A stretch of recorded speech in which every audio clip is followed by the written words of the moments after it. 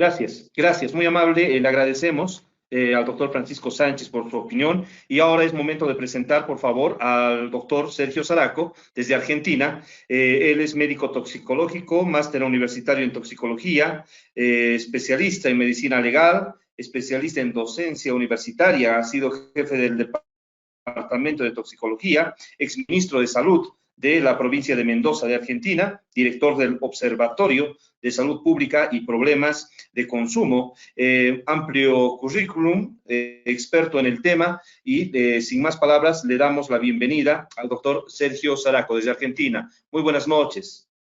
¿Qué tal? Buenas noches, un saludo a todos. Desearles un feliz Día del Trabajador y, por supuesto, agradecer la invitación, que podamos un poco informar y dar conocimiento a lo que hace al uso de este tipo de cabinas sanitizantes o túneles de desinfección, cuál es la base científica que puede permitir tomar una decisión adecuada para si es correcta o no su indicación y tratar un poco de resumir y reforzar lo que han propuesto los expositores en forma clara y amplia sobre cuáles son los impactos que pueden tener los usos, indicaciones y contraindicaciones. Así que bueno, muchas gracias. Como bien se ha dicho, estamos en una situación de pandemia producido por un nuevo virus que es el SARS coronavirus 2, con una raíz similar a este coronavirus que estuvo en el sur de China allá por el año 2002-2003, y que al tener estas características de alta transmisibilidad y ser un virus nuevo es lo que le dio la posición como para generar esta pandemia, donde la Organización Mundial de la Salud claramente pide a todos los países que se activen y amplíen los mecanismos de respuesta a emergencia, pero acá tenemos que estar atentos a cuáles son los más idóneos y adecuados para no incurrir en afectación a la salud de aquellos que pueden verse expuestos a este tipo de procedimientos. Y lo otro es, como estamos haciendo ahora, comunicar sobre riesgos y medidas de protección adecuada. Y que esto es fundamental tener en cuenta, que es lo que vamos a intentar de explicar en esta exposición sobre cuáles son los riesgos y cuáles serían las medidas de protección más adecuadas, y que, por supuesto, seguir trabajando en todo lo que hace a probar, aislar y tratar aquellos casos de coronavirus, rastreando a las personas que pueden estar en contacto, como un poco también lo explicó perfectamente el expositor en los sistemas de georreferenciamiento y todo lo que se viene llevando a nivel mundial. Bolivia no escapa a la realidad del mundo. Vemos que tiene en los datos, por lo menos en el día de la fecha, en las horas de la mañana, 1.167 casos con 62 muertes, en donde viene el número creciente y venimos acompañando esta evolución del mundo, y tenemos que estar preparados y atentos a lo que nos toca todavía pasar por delante ante la experiencia de lo que ha pasado en Asia y Europa y en el hemisferio norte. ¿Qué tenemos que saber de este SARS coronavirus 2? Que es un virus respiratorio y es muy importante conocer al enemigo para saber cómo debemos protegernos y cómo actuar ante él. Si es un virus respiratorio, significa que está en las secreciones respiratorias altas, a nivel de la mucosa nasal, de las secreciones traqueobronquiales, en donde van a ser transmitidas por, cuando alguien habla, tose o estornuda, cuando hay un contacto estrecho, y estas secreciones, por ser un virus que por su tamaño sale en la gota gruesa, no alcanza grandes distancias. Es decir, que generalmente cae en esta gota gruesa a la distancia de 1,5 metros, 2 como mucho, no como el de la gripe, que es un poco más pequeño y puede superar los 2 metros, o en el caso del sarampión, que es tan pequeño que aeroliza y se suspende en el aire alcanzando grandes distancias. Acá es importante tener entonces en cuenta que una de las formas más efectivas es el contacto directo. Cuando estas gotas, cuando una persona habla, tose o estornuda, estas gotitas o gotículas van a impactar sobre la mucosa ocular, nasal o vía oral de una persona sana, y ahí se va a contagiar. O bien, estas gotículas pueden caer sobre las superficies que lo rodean, sobre el escritorio, la mesada, un teléfono, o bien cuando se ha limpiado la nariz, quedan contaminadas las manos y al tomar un picaporte, tomar una taza o algún otro elemento, pueden quedar allí esas secreciones portando al virus, el cual va a estar quedando en forma latente hasta que alguien desapercibidamente toma estas superficies o contacta con sus manos y de allí las lleva a su cara, tocándose la mucosa ocular, nasal o oral, y ahí vamos a tener que inocula el virus y va a empezar su proceso de multiplicación, generando la enfermedad que conocemos como la enfermedad de coronavirus, ya ampliamente definida. Es decir, que la forma de contagio directa es a través de las gotículas e indirecta a través de tocar superficies que están contaminadas con estas secreciones. Y que sobre estas superficies, dependiendo también que ya se había hablado, que hay trabajos publicados que están hechos en forma experimental, por ejemplo, en condiciones entre 21 y 23 grados de temperatura, una humedad relativa ambiente del 65%, vemos que en el plástico puede estar hasta 3 días, en el acero inoxidable 48 horas, en el cartón 24 horas, en el cobre 4 horas, y que puede quedar en ambientes donde hay escasa circulación hasta 2 horas, a veces hasta 3, en una suspensión, sobre todo cuando ha habido un fenómeno, por ejemplo, de intubación o procesos odontológicos, donde puede generarse estas microsecreciones o alguien ha estornudado ampliamente y puede permanecer este tiempo. Y de ahí vamos a ver por qué es importante dentro de las medidas de precaución mantener una correcta ventilación de los lugares donde uno va a estar.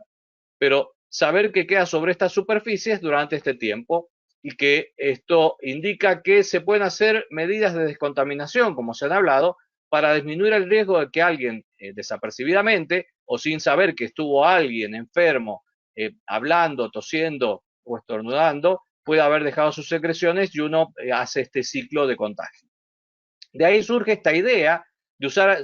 túneles u otro tipo de tecnologías de desinfección para descontaminar superficies, un poco visto cuando alguien sale de un laboratorio de nivel 4, donde vemos que hay trajes de protección antiviral con respiración autónoma. Cuando alguien sale de esto, se ve que son descontaminados en una cabina, en donde lo que se descontamina es el traje, el equipo, para que después, cuando el operario se extrae el traje, no tenga una contaminación secundaria en este proceso. De ahí ha surgido que sería a lo mejor práctico hacer pasar a las personas para descontaminarlas, pero no se tomaron en cuenta las características y los riesgos que puede llegar a tener en algo que desde lo lógico parecería interesante, pero de los prácticos y desde lo científico académico resulta altamente nocivo para la salud, como lo hemos visto con las presentaciones previas. Porque sabemos que estos productos que pueden ser utilizados tienen efectos nocivos sobre la salud. Sí sabemos que estos químicos o la radiación ultravioleta que lo usamos para tratar material quirúrgico, los quirófanos quedan bajo esta radiación ultravioleta, demuestran que son altamente efectivos para inactivar distintos agentes biológicos, sean bacterias, virus, sobre superficies cuando son utilizadas siempre con protocolos y procesos de limpieza y desinfección adecuados. Un poco como habló la doctora García, vemos que es fundamental la limpieza, porque esto es lo que va a permitir después que sea altamente efectivo los procesos de desinfección. Y segundo, que estos protocolos claramente dicen sobre qué superficies se van a aplicar y con qué elementos de protección personal, que nada tiene que ver con el uso de estas sustancias sobre las personas sin ningún tipo de protección personal. Estos productos químicos que se utilizan o vemos que están aplicados sobre los ciudadanos que son obligados a pasar por estos túneles, pueden tener compuestos o derivados del amonio cuaternario, cloro como el hipoclorito sodio o el ácido hipocloroso, el peróxido de hidrógeno, que es el agua oxigenada, alcoholes, glutaraldehídos y otras sinfín de sustancias como el ozono que habíamos visto, las mismas radiaciones ultravioletas, que todas ellas causan daño a la salud. Por eso en sus hojas de seguridad claramente advierten sobre los cuidados que hay que tener y los riesgos que tiene la salud. Estos productos químicos están hechos para superficies inanimadas u objetos pero no deben usarse nunca sobre el cuerpo o la piel de las personas. El rociado de estos productos químicos vamos a tener que también tienen un gran problema, que cuando son aplicados, porque como saben los productores de estos túneles que pueden generar este efecto, porque leen la hoja de seguridad y comprenden, entonces utilizan un rociado muy tipo nube, que estos van a hacer que la exposición sea limitada. Es decir, que si quisiéramos inactivar el virus que potencialmente podría estar sobre la persona, esta forma de aplicación también le quita efectividad. Es decir, que además de ser agresivo, tampoco la dosis o la forma de aplicación es adecuada. A lo que se suma que el tiempo de acción no es el suficiente para que actúen. Sabemos que generalmente este tipo de desinfectantes tienen que actuar en un tiempo superior a los 5 minutos, entre 1 a 5 minutos para que hagan su efecto sobre la superficie del virus, donde van a disolver las uniones grasas para que de esta forma se inactive este agente infeccioso. Por lo tanto, que más allá de que están utilizando una sustancia nociva para la salud, vamos a tener que también la están usando inadecuadamente, porque no está el tiempo de contacto suficiente, no está siendo utilizada la dosis efectiva, porque hemos tenido consulta en nuestro centro de toxicología, que lo usan mucho más diluido para minimizar el daño. Es decir, que saben que produce un daño y por eso lo hacen más diluido. Por lo tanto, tampoco va a tener el efecto deseado para combatir al virus, como muy bien había sido expresado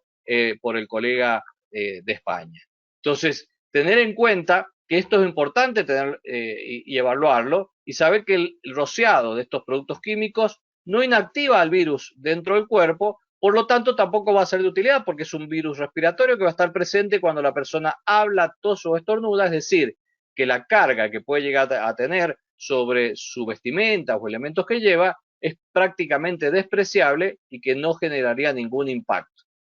¿Y qué características tienen estas sustancias químicas? Todas estas vamos a tener que tienen fenómenos irritativos.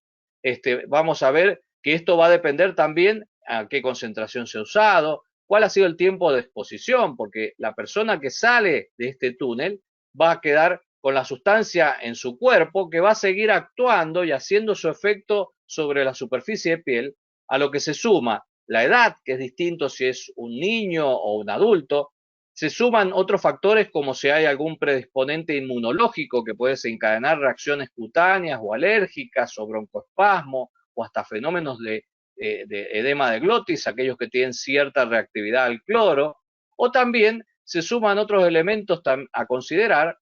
como es específicamente la interacción con otras sustancias que pueden estar presentes. Así tenemos que, por ejemplo, el hipoclorito sodio, la lavandina, que es un muy buen desinfectante para las superficies y recomendado para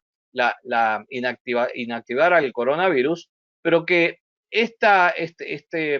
compuesto es un irritante muy importante de las mucosas, tanto a nivel ocular, a nivel de la mucosa nasal u oral o las mucosas respiratorias, y también tiene un efecto irritativo muy importante a nivel de la piel, donde lo que se suma que si fuera que tiene una exposición aislada en el tiempo y accidental, podría ser mínimo, pero esto hace que aquellos que trabajan en ciertas zonas o áreas van a ser expuestos reiteradamente en el tiempo a estas sustancias, generando estas reacciones inmunológicas y aumentando el riesgo que las membranas mucosas y las membranas a nivel de piel epidérmicas se vean mucho más afectadas. También podemos tener el ácido hipocloroso, que tiene también un potencial riesgo de irritación dérmica y que también tiene un impacto nocivo en las vías respiratorias, porque aquellas personas que pasan por este túnel, donde se va a producir esta vaporización tan importante, hace que cuando respiran ingresen en forma directa a su tracto respiratorio y con esta forma de exposición puedan afectar los bronquíolos y generar fenómenos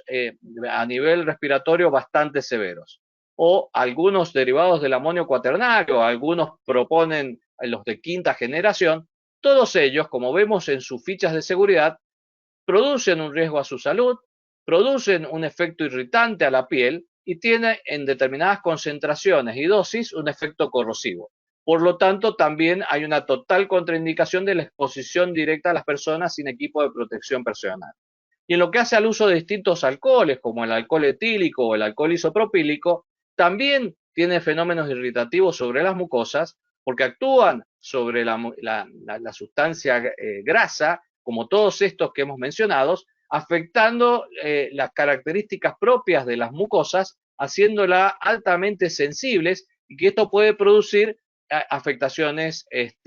a nivel dérmico y mucoso. A lo que se suma en la exposición a los alcoholes, que el alcohol, por ser una sustancia hidrosoluble y liposoluble, se absorbe espectacularmente bien por todas las vías. Es decir, que caiga en piel, caiga en mucosa, se respire o se ingiera, es exactamente igual. Es decir, que acá se suman los efectos propios del alcohol, que afectarían por su efecto depresor del sistema nervioso central, todo lo que hace al equilibrio, a lo que es tiempo, distancia, y ni hablar si un niño es expuesto a este tipo de sustancias, donde son mucho más vulnerables, donde va a afectar la gluconeogénesis, llegando a producir fenómenos de hipoglucemia y también golpes o caídas por este efecto de alteración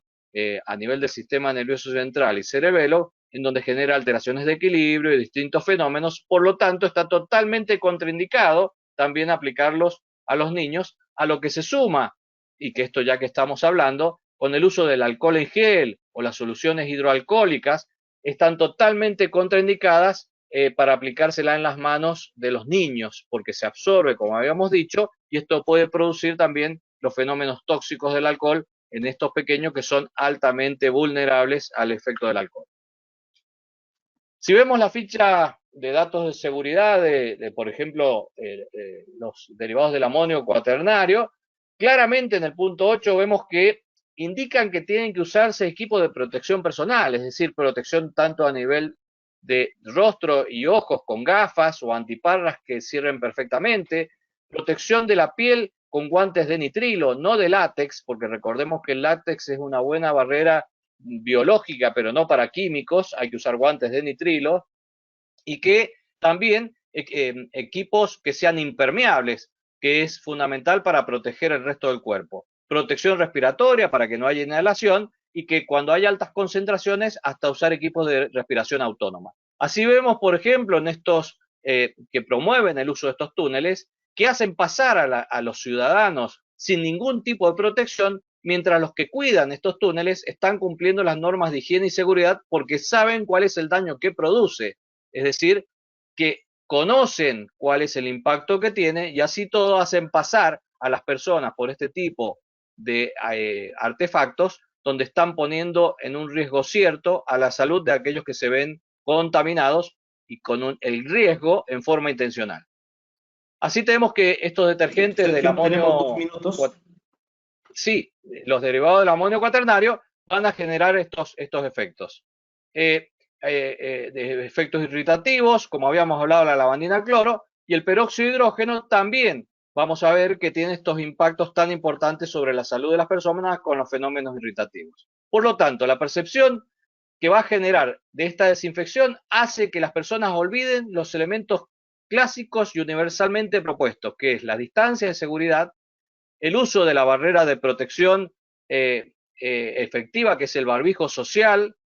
y el lavado frecuente de manos. Así vemos que las personas creen que de esta forma han quedado totalmente protegidas, haciéndolas mucho más vulnerables por no cumplir estas normas y que hacen que tengan una bajísima percepción de riesgo, creyendo con esta falsa sensación de que han sido protegidos. Por lo tanto, una conclusión que podemos ir diciendo es que no se recomienda el uso de túneles u otras estructuras como cabinas, puertas o gabinetes, ya que no son efectivos para inactivar el SARS coronavirus 2 como se planteó en las disertaciones previas, y que los productos utilizados presentan efectos nocivos para la salud, como hemos tratado de mostrar hasta el momento. ¿Cómo lo prevenimos? Distancia de seguridad, más de 1,5 metros, taparse, no tocarse la cara, los ojos y la nariz, por lo que habíamos dicho, cubrirse con el pliegue del codo si vamos a estornudar, y si tenemos síntomas como fiebre, tos o dificultad respiratoria, aislarnos y procurar asistencia médica sin automedicarnos. Recordemos que el coronavirus tiene una superficie unida por uniones lipídicas, que esto es altamente sensible al uso del agua y jabón. Por eso la medida más efectiva es agua y jabón, y esto tendríamos que ver que tendría que toda la población tener accesibilidad, y ahí es donde tendría que estar la inversión. Si hay industriales que desean invertir, es ver cómo podemos tener accesibilidad a lugares donde poder lavarnos las manos, tener dispensers de alcohol o jabón para que esto sea realmente efectivo, ya que cuando no hay disponibilidad del agua y el jabón, el alcohol es una buena alternativa, utilizando a una concentración del 62 al 70%, como también se había hablado. Entonces, evitemos asistir a lugares concurridos. Estas cabinas lo que hace es que se acumule la gente en una cola para pasar por allí, otro elemento en contra, y mantener, como habíamos dicho, los ambientes bien ventilados, por lo que habíamos mencionado, por este tiempo que puede perdurar el virus en suspensión, y que esto lo disminuye, y está demostrado así, con una buena ventilación de aire que circule libremente. Y recordemos que hay que desinfectar, como se había planteado, todas aquellas zonas de contacto, pero nunca las personas, en las diluciones adecuadas del agua lavandina, a 500 partes por millón o a 1000 partes por millón, depende el riesgo que hay. Recordemos que hoy lo más efectivo que tenemos es el uso del barbijo social o el tapabocas, que es una barrera física protectora que cumple el impacto de que la persona potencialmente enferma no esté liberando sus virus y ponga en riesgo la superficie de las personas cercanas. Esto es una medida que tiene que hacerse efectiva y que tiene que ser obligatoria, porque va a tener un impacto importante en disminuir la transmisibilidad del virus. Por eso, para ir terminando, recordemos que mantener una higiene básica es la forma más eficaz de evitar la infección. Lavarse las manos, evitar el contacto con personas ya infectadas, protegerse los ojos, la nariz y la boca, y mantener una correcta desinfección de las superficies, nunca sobre las personas. Siguiendo estas recomendaciones, vamos a tener que es lo más efectivo para disminuir la circulación. Hasta la fecha no contamos con una vacuna, por lo tanto esto es algo de largo aliento. Tenemos que hacer costumbre estos hábitos que nos van a permitir poder transitar esta época de pandemia con el menor riesgo posible, para que si esta exposición se produce, sea con una menor carga del inóculo, para que el proceso infeccioso sea de menor severidad. No hay tratamientos antivirales, hoy se sigue trabajando fuertemente, por eso es importante cuando tenemos síntomas concurrir a un centro asistencial para que seamos evaluados y recibamos la atención oportuna. Por eso, para terminar, decimos que la preocupación que hoy tenemos debe servir para que adoptemos las medidas de protección personal adecuadas para nuestros seres queridos y para la comunidad donde vivimos. Primero, la medida principal y más importante es la higiene regular y completa de manos y mantener una desinfección de las superficies de contacto, no del cuerpo. Y segundo, mantenernos informados y seguir estrictamente las recomendaciones que se brindan a las autoridades sanitarias y provinciales y nacionales. Y como hemos visto, ya se han expedido al respecto tanto la Organización Panamericana de la Salud, organizaciones científicas y distintos ministerios de salud como el de México, Chile y Argentina a través del ANMAT, en donde no se recomienda la utilización de este tipo de dispositivos por generar un riesgo cierto a la salud y no tener una efectividad en cuanto a la transmisibilidad del virus. Así que bueno, quedo atento a las consultas y muchas gracias por la atención.